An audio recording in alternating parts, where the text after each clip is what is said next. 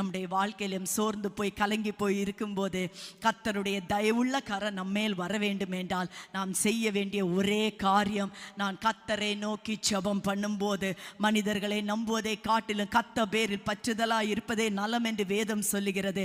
அப்படியே நான் நம்முடைய கர்த்தருடைய கரம் நம்ம மேல அனுகூலமாய் வர வேண்டுமானால் நாம் கர்த்தரை நோக்கி ஜெபம் பண்ணும்போது நெகேமியாவுக்கு கர்த்தர் இறங்கி வந்து ஹல்லேலூயா ராஜாவுடைய கண்களில் தயவு கிடைத்தது போல ஹல்லேலூயா நம்முடைய வாழ்க்கையிலும் கர்த்தர் தயவுள்ள கரம் நம்ம மேலே இறங்கி வந்து நமக்கு செய்ய வேண்டிய காரியத்தை கர்த்தர் செய்து தம்முடைய நாமத்தை மகிமைப்படுத்துவார். எத்தனை பேர் நம்புறீங்க?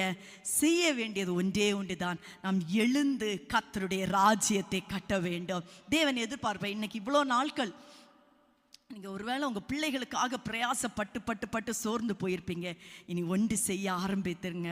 கர்த்தருக்காக எதையாகில நான் செய்வேன், கர்த்தருடைய ராஜ்யம் கட்டுவதற்கு என்னை முழுமையாக ஒப்படைக்கிறேன் என்று தீர்மானம் எடுத்தால் அது நடுவிலே கர்த்தர் இறங்கி வந்து உங்களுக்கான காரியத்தை கர்த்தர் ஜெயமாக மாற்றுவார்.